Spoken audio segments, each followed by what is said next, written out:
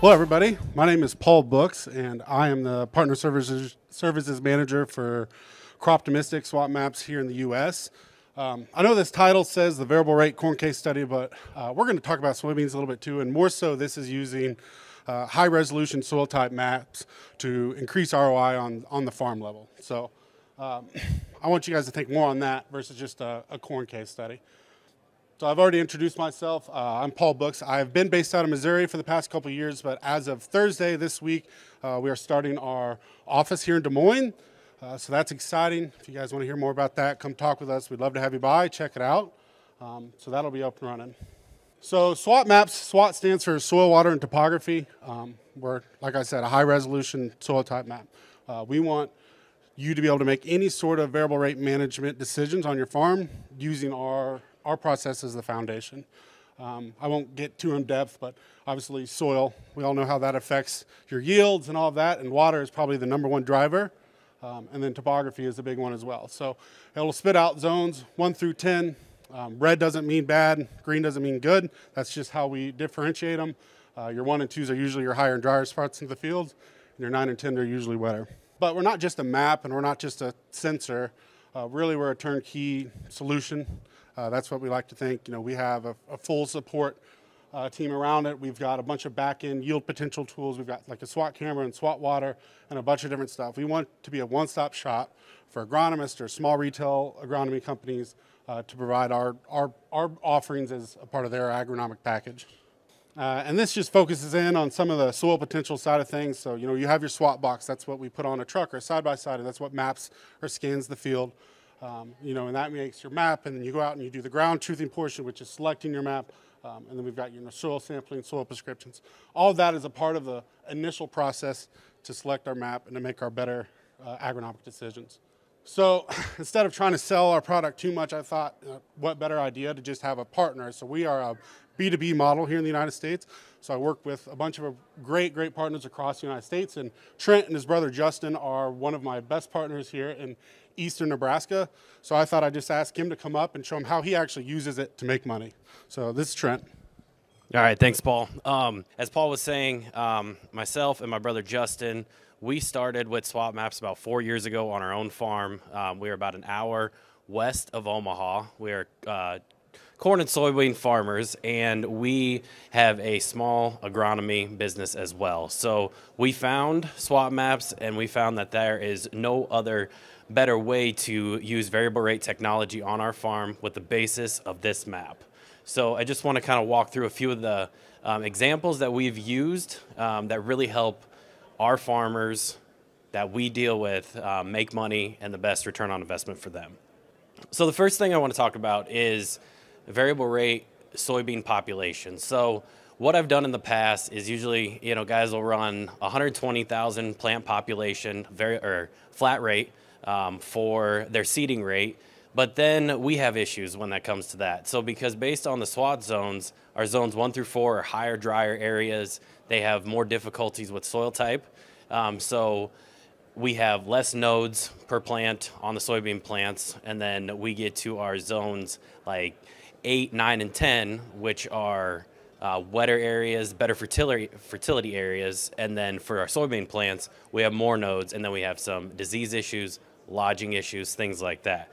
So how do we use SWOT maps to better even out that field and get a better return on investment on that seed?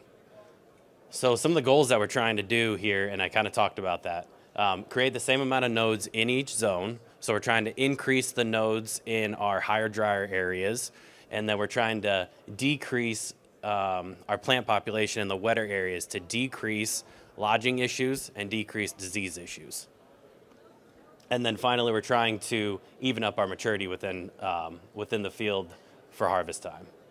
So this table kind of just shows you what we would do for a final population as we're making these scripts. Trying to increase the plant population in our higher, drier areas, like I said.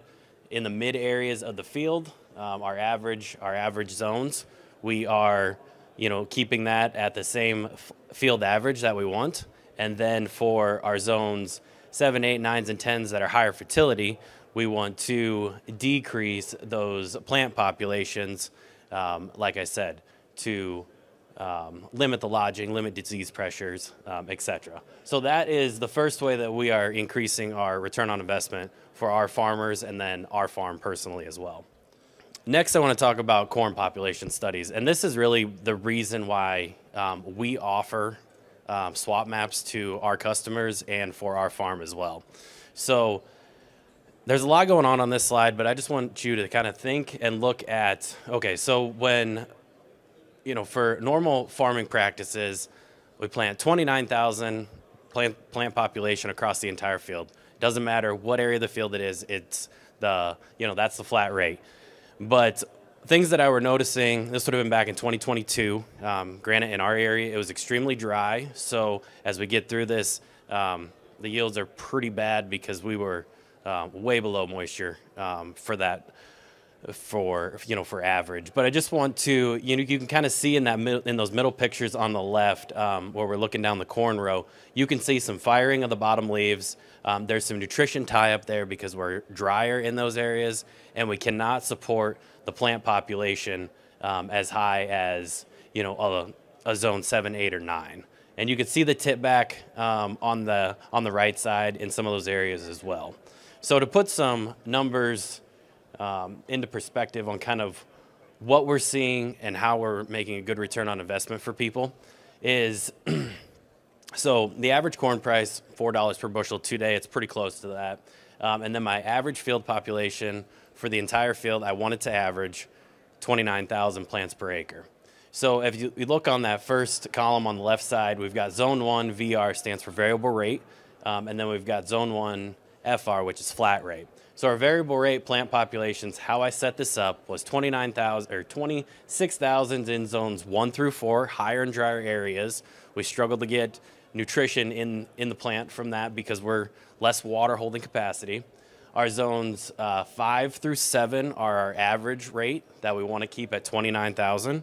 And then for our zone 8, 9, and 10, we've got a lot of moisture, a lot of nutrition holding capacity in our soils based on those swap maps, and we want to increase those plant populations. Here it's 31,000. As we get more into this and we learn, we can push those up in our area, 32, 33,000 plants per acre. But in that third column, you can see the yield per zone, which was extremely interesting to me. It makes sense in my head, but to validate it and see the return on investment is what we wanted to see. So when we backed off our plant population, the yield actually increased because we have less water holding capacity, and those plants didn't, they didn't stress as much, so we were able to fill out those ears better. In our zone 5s, which makes sense, we're at 29,000, about all the same. So our yield by zone was pretty much the exact same. And then our zone 8, where we were wetter, have better nutrition in the field, we're able to push those plant populations and get a better yield. So you could see those yield differences throughout the field. There was an average of 13 bushel better, where I did a flat rate compared to the variable rate planting population, and times that by $4 a bushel, our return on investment was $52 an acre. Really want to get this out there to say, hey, this is why we use swap maps, and this is the return on investment that ag retailers can show to their farmers. There's a lot of stuff in the space, but how do we actually get a return on investment? These are hard data. This is hard data that you can actually show somebody. And why does this work? Is because JTM Ag, my brother, myself, my wife helps with this too. We take vast soil and tissue sampling data through Agronomy 365 and Next Level Ag Labs out of South Dakota. We take vast in-season soil and tissue sampling, and we can see here, it's a little bit busy, but the main gist that I want to let everyone know is that we're able to move those plant populations around because we have better uptake of nutrition in a zone 8 where there's more water holding capacity compared to like a zone 1 where we're struggling to get water into the plant. That goes hand in hand with nutrition uptake. So that's why we can increase those plant populations and decrease those plant populations in other areas of the field. And finally, just want to kind of talk a little bit about validation of what we're doing. So through swap maps, they have SWAT cams that you can put on your sprayer, and they take images as you're spraying a herbicide on a crop. and it is taking plant stands for you. So you get a ton of images throughout the field, and it shows what our plant stands are throughout the field. So as we decrease those plant populations in our zones 1 through 4 for corn, it'll show up on this report just to validate kind of what we're doing. So just want to throw this in there because really what we're after, we want as much data as we possibly can so that we have good data to take to our farmers. So Paul and myself, we'd just like to thank you again. Thanks for listening. Any more questions, please stop by Swap Maps, the booth, and you guys can follow me on Twitter and Paul on Twitter as well. Always doing a bunch of research for, through our farm and also for our farmers as well. So just want to thank you guys, and it was a pleasure being up here and visiting. So thanks.